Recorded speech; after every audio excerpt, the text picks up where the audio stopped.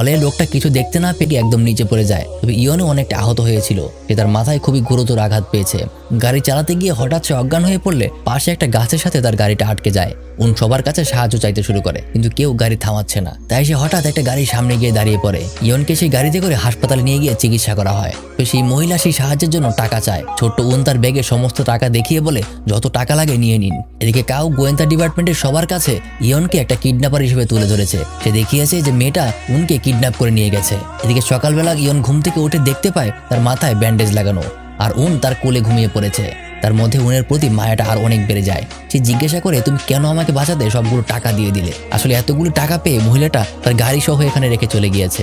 এটা দেখে ইয়নও সম্পূর্ণ পরিবর্তন হয়ে যায়। তার মধ্যে আগের মতো সেই স্বার্থপর ভাবটা এখন আর নেই। সে তার আঙ্কেল ব্যাংকে কল করে সমস্ত বিষয় তাকে জানানোর পর সে বাচ্চাটার একটা ছবি চায়। তার নামে একটা পাসপোর্ট করা হবে আর তাকে আফ্রিকা পাঠিয়ে দেওয়া হবে। এই দেশে সে আর এখন নিরাপদ না। কিন্তু এই বিষয়টা যখন জানতে পারে, সাথে সাথেই তার মন খারাপ হয়ে যায়। ইয়ন নিজেও তাকে পাঠিয়ে দিতে চাইছে না, কিন্তু তার হাতে কিছুই করার নেই। ইয়নের মন ভালো করার জন্য সে বলে সে বড় হয়ে ইয়নকে বিয়ে করবে। আপাতত সে তার বয়ফ্রেন্ড হয়েই থাকতে চায়। এসব শুনে ইয়ন হেসে ফেলে। ইয়ন তাকে নিয়ে ব্যাঙের আস্তানায় পৌঁছে যায়, যেখানে আঙ্কেল ব্যাং তার পাসপোর্ট তৈরি করার জন্য যাবতীয় সমস্ত কাজ করছে, আর তাকে কিভাবে পৌঁছাতে হবে সে সমস্ত বিষয় তাকে বুঝিয়ে দিচ্ছে। তাকে বোঝানোর দায়িত্ব আসিফ নামে একটা ছেলের কাছে দেওয়া হয়। এদিকে গোয়েন্দা ডিপার্টমেন্টের একজন লোকের কাউয়ের উপর সন্দেহ হয়, তাই সে আলাদাভাবে একটা ইনভেস্টিগেশন চালায়। সেখানে এসে উনের হাতের একটা ঘড়ি খুঁজে পায়, যেখানে সবকিছু রেকর্ড করা ছিল।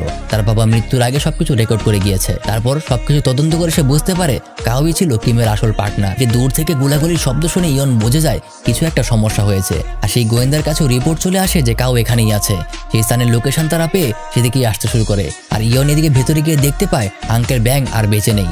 আঙ্কেল ব্যাংকে মৃত দেখে তার জীবনের সবচেয়ে বড় ধাক্কাটা সে খায়। চেয়েছিল তার বাবার মতো। এবার ইয়নের মাঝে প্রতিশোধের প্রবণতা জেগে ওঠে। একটা সময় ভেসে ওঠে। ততক্ষণে সেখানে পুলিশও পৌঁছে গিয়েছে, কিন্তু ইয়নের জন্য অনেকটা সময় অপেক্ষা করলেও তার আর দেখা পাওয়া যায় না। অর্থাৎ কাউয়ের সাথে সেও পানির নিচে তলিয়ে যায়। এরপর অনেকটা সময় পার হয়ে যায়। উনকে এখন হ্যাপি হোম নামের একটা এতিমখানায় ভর্তি করে দেওয়া হয়েছে। সেখানে অনেক ভালো ভালো শিক্ষক আছে, ভালো ভালো খাবার আছে, তার অনেক বন্ধু হয়ে গেছে। সেখানে তার সময়টা বেশ ভালো যাচ্ছে। কিন্তু সে সবসময় তার আন্টি ইয়নকে খুব মিস করে। সে তাকে প্রতিদিন চিঠি লিখতে শুরু করে, কিন্তু তার কোনো চিঠিরই কখনো উত্তর আসে না।